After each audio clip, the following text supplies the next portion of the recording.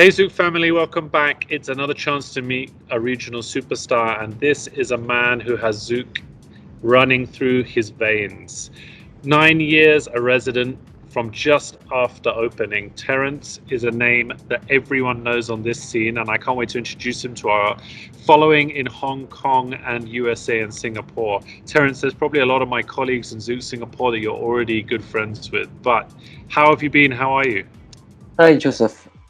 Thank you for having me. I'm good actually at this point of time, trying to survive since the club has been closed since March actually. So yeah, still waiting, and of course waiting to get back to Shanghai as well. So you came over for Chinese New Year and then never could get back. And after Zouk KL, you moved to Shanghai, which is where your base is now. But Zouk KL is what I want to talk to you about because you've opened for some real legends, John Digweed and Sasha, to name but a few. Tell me about your time as a resident in Zouk KL. Tell me about some of your best memories there. Wow, actually quite a lot. And I actually got employed by Zouk not as a resident DJ, as a resident VJ, because at that time there was no more slots for resident DJ.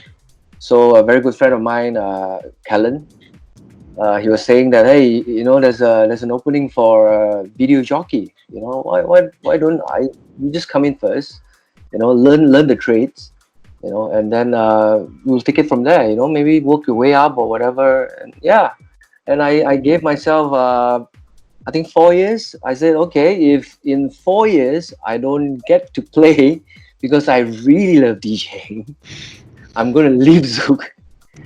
So, and then, I stay on, and it's 9 years. So over those 9 years, tell me some of the names you've opened for in your time. I've opened for Sasha, I think maybe 5 times. John Digweed almost 10 times. And then people like DJs like Carl Cox. I've opened for Armin as well. Actually, quite a lot. Paul Van Dyke. I think I've opened for Paul Van Dyke for 3 or 4 times. Yeah, wow, the list goes on, man. Hey, that's a solid list. There's some real headlines in there. That's pretty powerful. So, what are your favorite memories? I think all of them are actually very good memories, and of course, some of them have become friends. And there's always difference between opening for a trance DJ as well, and also a techno and a progressive DJ. What's your music of choice? If you're going to spin at home, I've heard from a very good friend of ours, Adam, that you've played for 12 hours as a record once. Yeah, 12 hours was back in Elysium for Sweatbox. So that was my longest set actually. Hey, that's a strong session. There's a lot of coffee going on in that session. A lot of coffee and water. No alcohol because I don't drink. So, Terrance, let me ask you this. In the last, we're going back 16 years since your first set at Zouk KL, how much has the scene changed in Malaysia since you started to now? I actually started back in 98, 99. So back then, the whole scene was very new, I think people from, my generation or the older generation now, they were actually hungry for this new music, It doesn't matter if it's a drum and bass party or, a house or a techno party. Everyone actually was looking forward to it. And back then, getting international DJ is not like the current state, where, you get almost every weekend or every other week you get an international DJ. Back then, maybe there's only international DJ for like once a month or once every 2 months. So everyone was actually looking forward to it. And compared to now, I think music changed because before I left, EDM was just exploding. And then I'm pretty much on the underground side of music. I'm more towards the deep house, progressive, and techno. I think it changes, and from what I see, I think slowly the underground scene is making its way back. I'm not too sure about EDM. I think it's still going on. It's pretty okay. So yeah, there's a big change within 99 from when I started till now. Yeah. So for us, I see like the biggest demand, as I often say, is trance and hardstyle at the moment. We saw that techno Mm. and house had a bit of a surgence with Circo Loco last year, Yep. and Kyo have been booking some great acts. We talked to Sanjeev, who's booked Yep. Sharp the Wit, Black Coffee, Pan Pot. So I think there is a wide variety there. However, I'd still say that trance and hardstyle are the kings of the Oh music. yeah. Oh So yeah. you must be a vinyl turntablist. Yes, I actually started with playing records on a turntable. Uh, I think it was till 2001 or 2 that I stopped buying records because it was getting very expensive. And especially if it's from pound, you convert it to ringgit, it's a very expensive hobby, you know. So then I switched from, well, I didn't really switch fully to CDs back then. I was actually doing half half, like vinyls and then CDs. And when this whole digital thing came on with the pen drive, it was actually Carl Cox who told me that you know, just make full use of technology. You know, it's there to help us, to help make things easy for us. Why don't embrace it? So and then I switched fully to pen drive now, and I've never DJ with a laptop before because I find it really tedious. You get so many things to set up, and then you might not know who's going to be in the club, and then they will spill drinks on your laptop, and that's it. Dude, I tried it for the very first time during MCO. I went back to play with our resident DJ Joshan, and Yeah. I have to admit, I think it's a pain in the ass, man. There's too much going on. For old timers like you and me, it's too complicated. It's too Yes, and of course the back is, you know, you can't carry 90 pieces of records anymore. It's it's really heavy, you know, because back then I was also a resident at this club called Movement back in 2000, no, 99, 2000. And the console was actually mid-air. And we have to climb like a 45-degree stairs up to the console. Imagine carrying 45 or 90 pieces records up and down on a weekend. I don't think I want to do that anymore, man. Yeah, I don't think my back. keeps you fit, my friend. It keeps you fit. Yeah, it So keeps you fit. I'm dying to ask you before I give you a quick fire round and pick your brains. I want to ask you: Mm. did you ever play with Cher? Let me think. So for the people at home, Cher Eung is the founder and Yes. Luke KL, the man Uh, who got it all going. So I want to know. I've heard that he is a very good vinyl DJ from back in the day, but I've never seen it with my own eyes. I've never played with him before. Huge Because disappointment. Huge disappointment. yeah, I've seen him play before Zouk actually opened. And then when Zouk went, because Zouk KL was his baby, you know, when Zouk started, and then he was just too busy running the whole place, you know. So and he don't really DJ anymore when, you know, when Zouk opened. So yeah, Can I task you if we pull you up to Genting for a great night with you on the decks? Can you pull Cher out of retirement? I can try. Good try. Yeah, because I think before the MCO last year, I think he did play once or twice, maybe at Iron Fairies. But yeah, but I also don't. he played the closing of Zouk, the original Zouk Singapore. Yeah, but I don't think he'll be able to do like a vinyl set. Maybe a Serato or a pen drive set. Yeah, I can try. I keep. Yeah, I keep- I keep my fingers crossed as well. So let me ask you some questions, please, Terrance. I want you to Yep. summarize the last 16 years for me. I say favorite track of all time. Favorite track of all time. Wow, actually, there's quite a fair bit. One of them, actually, up till now, which I don't really mind playing, is Pete Heller's "Big Love." Great tune. Yeah, Great it tune. is a great tune. I think it's really timeless. And you know how sometimes timeless music, when you play it now, even though it was made maybe 20 years ago, it still sounds fresh. You know, it feels like it was made yesterday. Yeah. So I think, yeah, Pete Heller, "Big Love" would Great be my, tune. yeah, Absolutely great tune. yeah. Who was your inspiration to become a DJ in the first place? Wow. This was back in okay. It was actually, I think it was on my profile, but I actually wanted to pick up DJing when I was 12 after watching Breaking, the movie, because there was DJ scratching, and I was like, wow, that's so cool.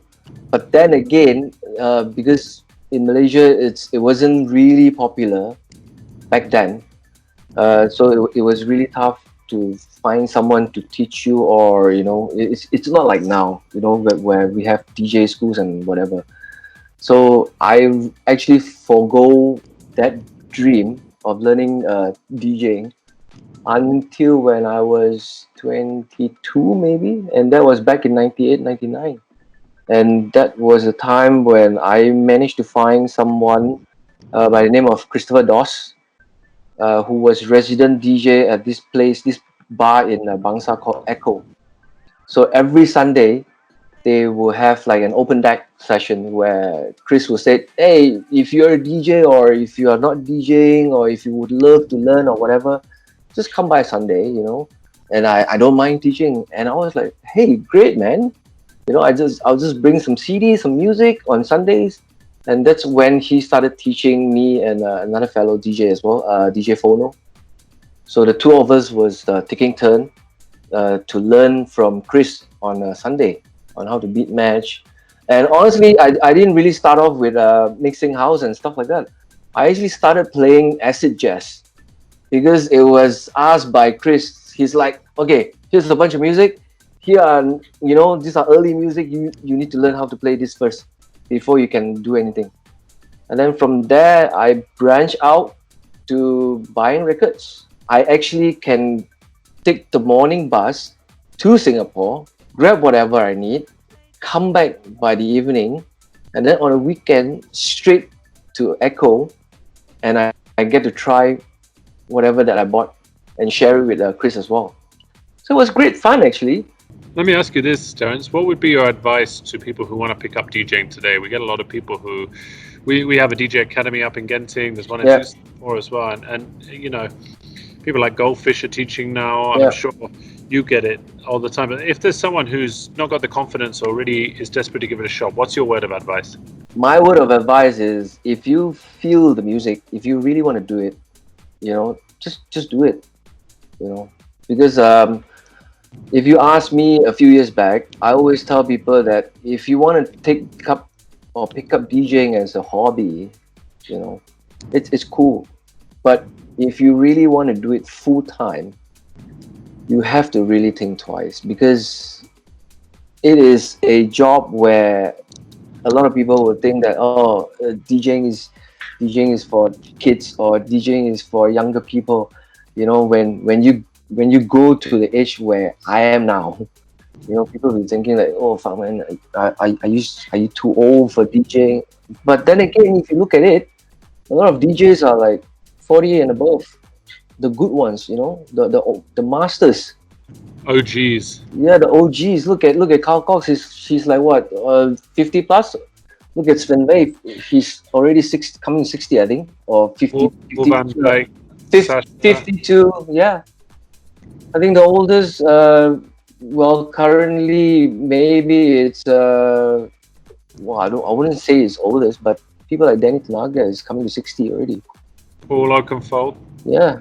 I think if you feel the music, and of course, if you really want to do it, don't do it for the wrong reason. I always tell people who really wants to pick up DJing, you do it because of the music. You don't do it because of the free drinks or the free whatever, free drugs or free sex or whatever. If you're doing it for that particular reason, then I think you're doing it wrong. Just do it. Just do it when you feel the music in you, and do it with the right purpose. So who's your dream collaboration? Well, I would love to do a back-to-back with either Sasha or Dick Reed. Yeah, okay. But then again, it's too big to dream. It's not impossible, Terrance. It's not impossible. It's not impossible, but yeah, that would be fun. I think I most likely will learn quite a fair bit if I really get to do a back-to-back with the two of them. The last question I always ask Terrance, and first of all, thanks for taking the time. I've thoroughly enjoyed talking to you, and you're a man with great heritage and great experience. Thank you. And Thank you for having me. we would simply love to get you to come and spin at Zouk Genting after playing for such a long time at the club that paved the way for us. It'd be great to have you once you've been back to Shanghai, you've seen your partner, you've managed to settle in, and once travel is open, we would love that. Yeah. But I always ask the same question to every single DJ. Yeah. You've given an answer to one of them, which is great motivation for the youngsters. And Terrance, if you have to represent Malaysia at the Olympics, what sport would it be in? Skateboarding.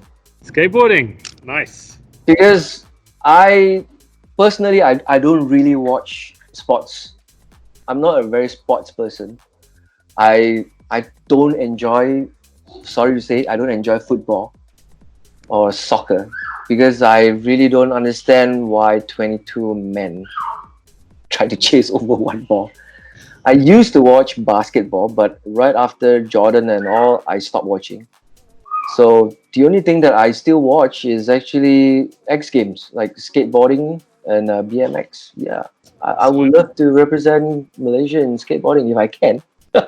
We'll get you set up, my friend. You come up here, you play, you can skateboard down the Genting Hill.